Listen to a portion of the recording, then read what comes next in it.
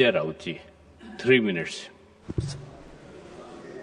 सब 0 ओवर में 3.5 मिनट देते हैं। आप बोल लेंगे, अब समय जो निर्धारित है। डेप्यूटी चेयरमैन सर, ये जो सेंट्रल आर्म पुलिस फोर्स का बिल आपने लाया है, ये आर्म फोर्स को वन अम्ब्रेला लॉ के अंदर लाने की आपकी कोशिश है।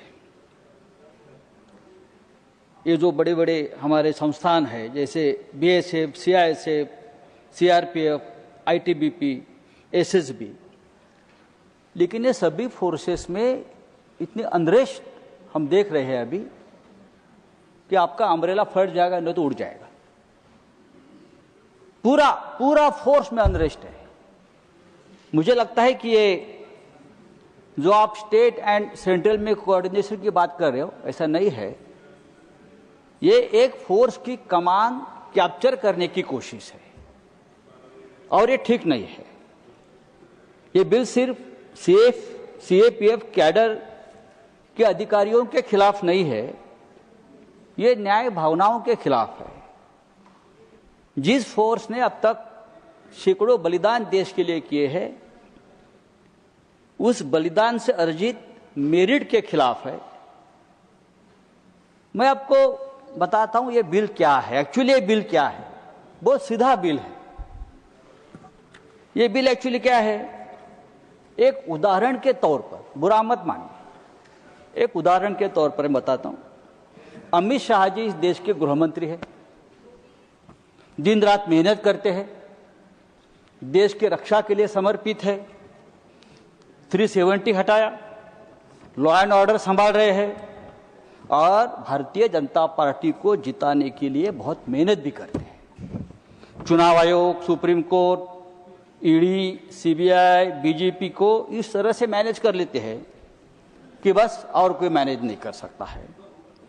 गृह मंत्रालय के माध्यम से पार्टियों को तोड़ देते हैं, अपनी सरकार लाते हैं। लेकिन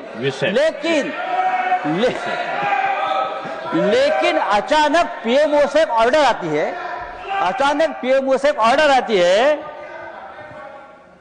योगी जी को या देवेंद्र फडणवीस को दिल्ली जाकर गृह मंत्रालय की कमान और कमांड संभालो। आप विषय पर, लेकिन अमित भाई अपना काम करते रहेंगे, उनको मत डिस्टर्ब करो। इधर देखकर बोलिए। ये बिल ऐसा ही है, सीएपीएफ अपना काम करता रहेगा, लेकिन इस फोर्स की कमान होगी आईपीएस के पास। ये कमान संभालने की बात है। देखिए, अगर किसी एक मंत्रालय की कमान किसी और को दी जाती है तो वो कितना डिस्टर्ब हो जाएगा, पूरा विभाग, पूरी मिनिस्ट्री। और यहाँ तो 5-5 फोर्सेस की कमान, साथ छोड़ दिया है। 5-5 फोर्सेस की कमान एक आईपीएस के कैडर के हाथ में आप दे रहे हो, और ये कमान के जो अधिकारी है, हाँ, उनको असिस्टेंट कमांड से डेप्यूटी कमांडेंट होने के लिए 15-15, 16-16 साल लगते हैं, और ये फोर्स का कोई डीजी नहीं बन पा रहा है। आप डीजी की पोस्ट बढ़ाइए, आप एडिशनल डीजी की पोस्ट बढ़ाइए। बहुत धन्यवाद।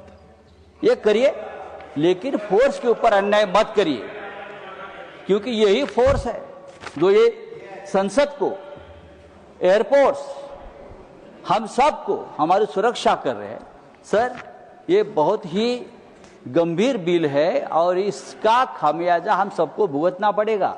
अगर ये फोर्स में अनरेस्ट रहा तो ये बंदूकें जो उनके हाथ में है उसका दुरुपयोग भी हो सकता है। मैं आपको बताता हूं, बेसिकली ये डिमोरलाइज करने वाला बिल है, ये डिस्टर्ब करने वाला बिल है इतने बड़े फोर्स को। आपकी बात आ गई। हाँ, तो कृपा करके मैं सरकार को कहूंगा कि ये बिल आप सिलेक्ट कमेटी के पास भेज दीजिए।